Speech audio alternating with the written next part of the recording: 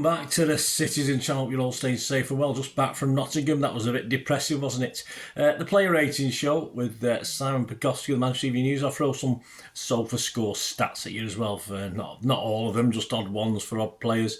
Well, very odd today, weren't they? Most of them. Forest 1, City 0, of course. 8th of March 2025. Yes, I would have been happy with a draw. And it's only City can turn a 0-0 draw into a 1-0 defeat, isn't it? But I think there's a certain gentleman mainly to blame for that. And I will say that even though I'm part of the Keepers Union, I will point that out today. Match day 28 puts us 4 points behind Forest, of course, in 4th. We will lose that 4th spot tomorrow if Chelsea beat Leicester, which is very, very possible, of course. So we'll have a look at Simon Bajkowski, then I'll give you my comments, and as I say, I'll throw a couple of stats at you as well that I've gleaned from this. 6, of course, as ever, is an okay game.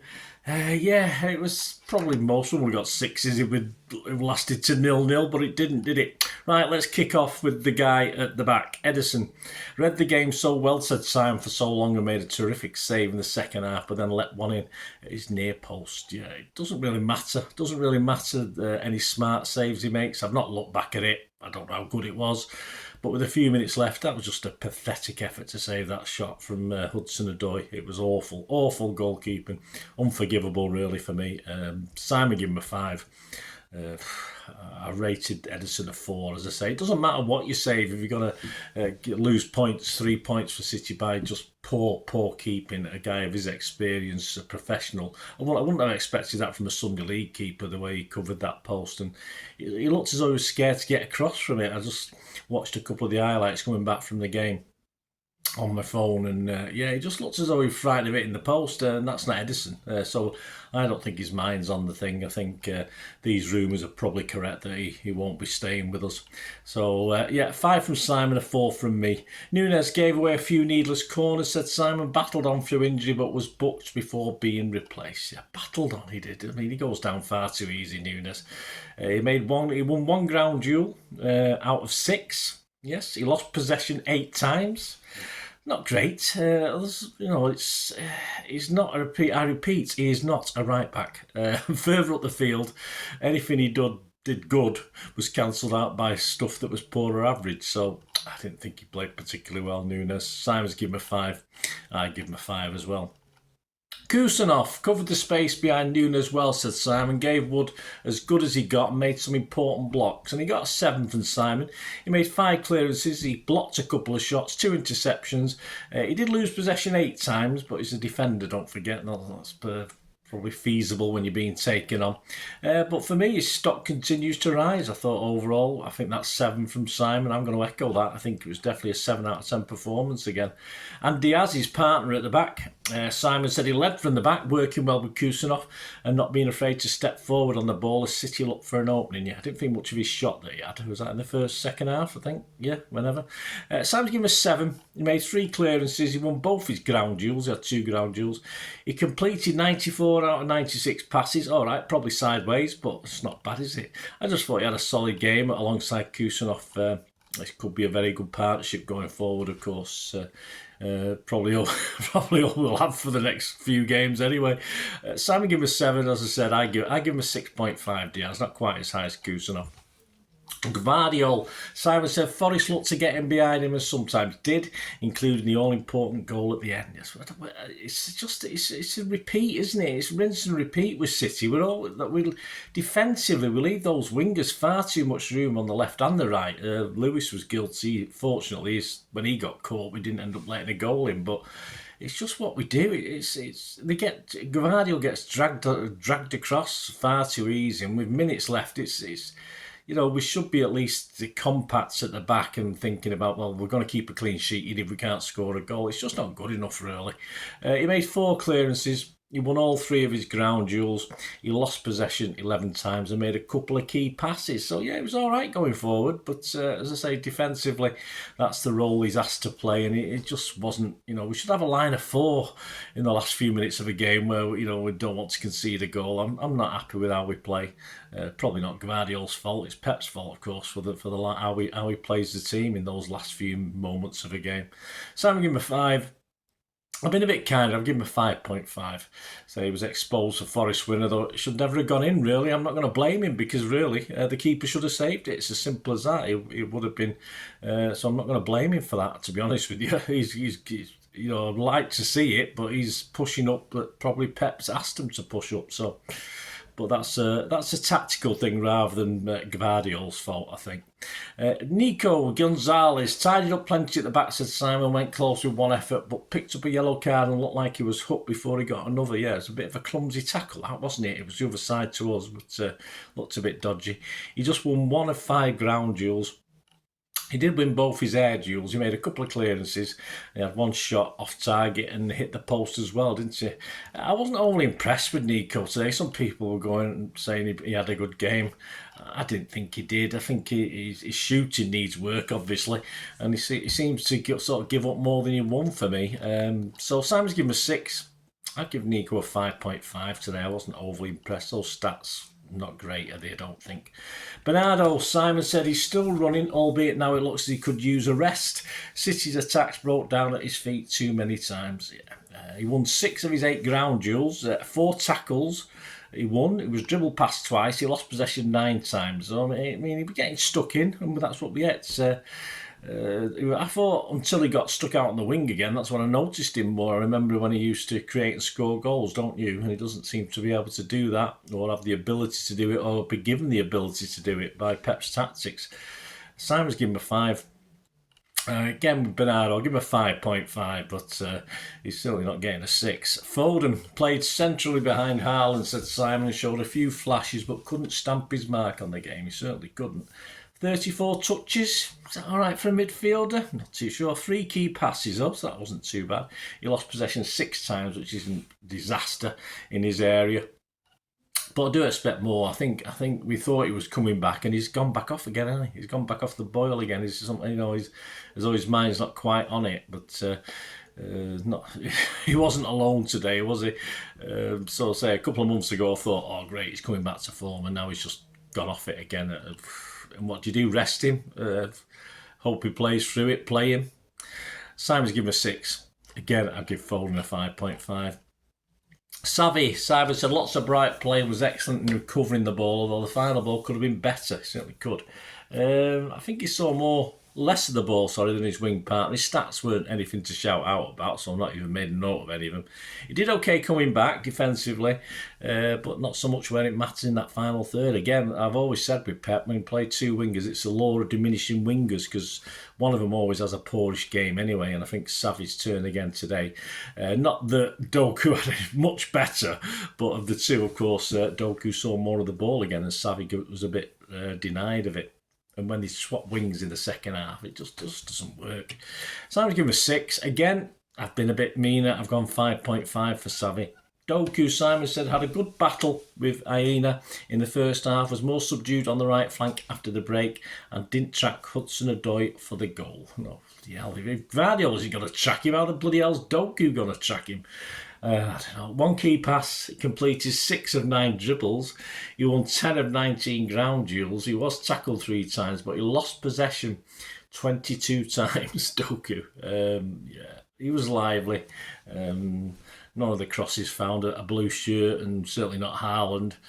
Simon's given him a 5 this time.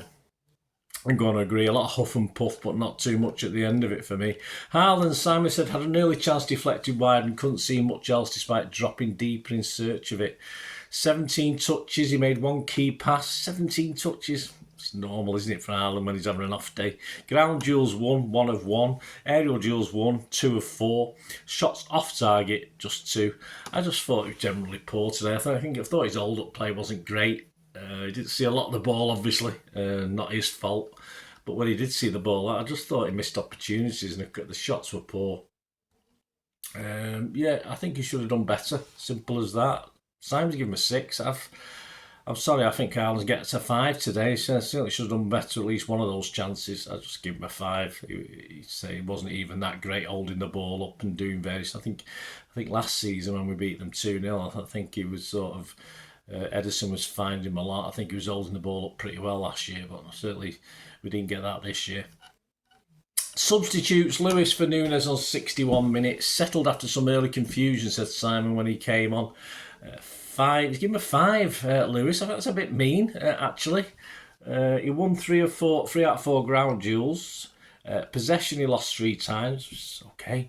Dribble attempts he was successful twice. He only had 2, so that wasn't bad. I thought it was all right. I mean, you pretty much know the game's over when Lewis comes on, don't you? You don't expect anything. You just know he's going to put the effort in. You've got to work hard. And of course, a bit like Gvardiol on the other side, he's going to get caught out with balls behind on the left-hand side if he's playing on the right-back sort of mode. But that's how it is. And I say, I don't in the same way, we're going to talk about KDB in a minute when Lewis comes on. I just go like that. It's just how it is. But I'm going to give him a 6. He was on for half an hour at least, so I'll give him a score. I'll give him a 6. Simon, give him a 5. I'm not going to be horrible to him on that 30 minutes. Kovacic for Nico Gonzalez on 61 minutes as well. Helped City to regain control, said Simon, until they didn't. Obviously. Ground duels he won none out of 4. Aerial duels he won none out of 1. He lost possession 9 times. I think he had a reasonable shot, didn't he? I think one of his shots would have been nice if that had gone in, wouldn't it? If that had been gone in, he might have got a 10 out of 10. Probably not. But it didn't. So, score-wise, what we're going to go? Simon's gone 6.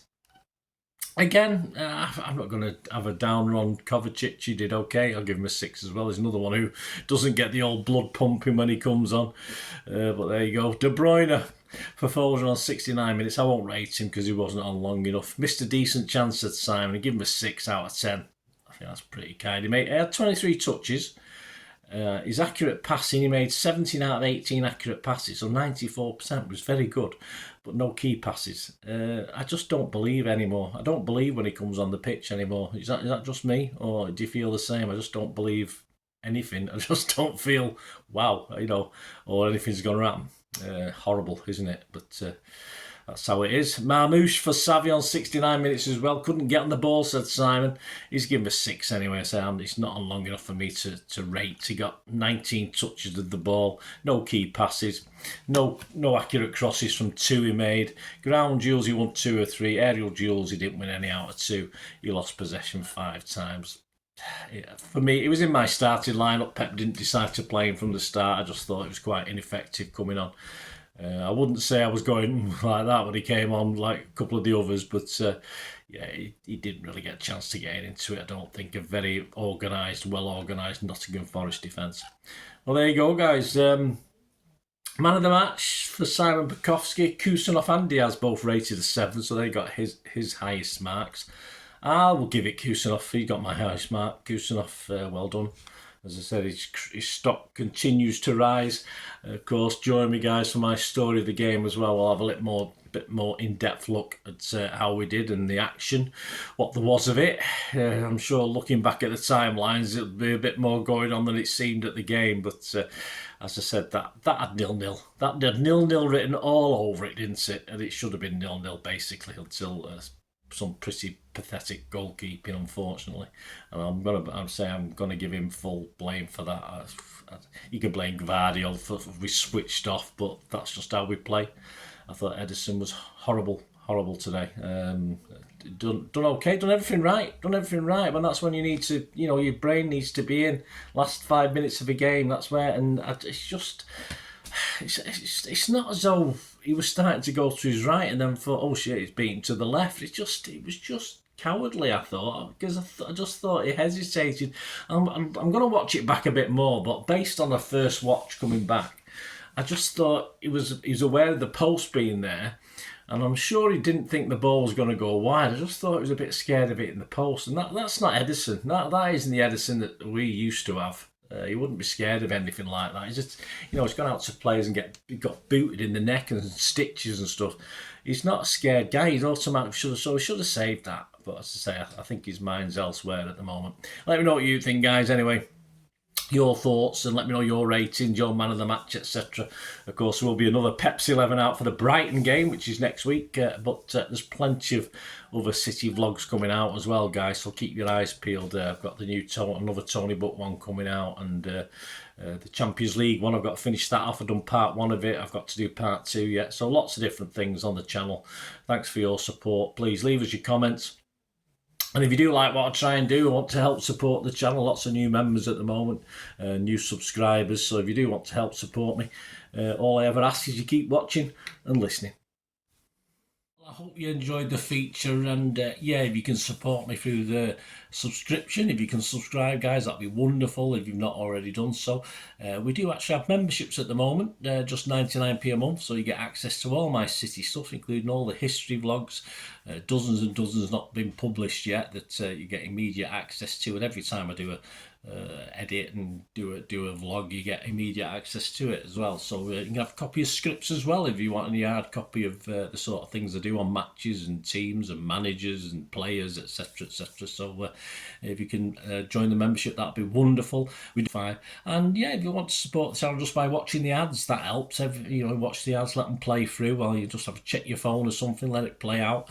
And of course, if you follow any of the links, that always works as well. If you follow a link to one of the ads and you fancy something, I've done it myself. I've followed a link and actually purchased something from another organisation. But it can happen. It can happen. Not all ads are stuff you're not interested in. And of course, if you can give us a like, guys, that's be absolutely fantastic. All likes are much appreciated. Anyway, thanks for watching. Until the next time, of course, I only ever ask one thing, don't I? Please, I ask you all to stay safe, especially you Blues. Until the next time, come on, City. Bye for now.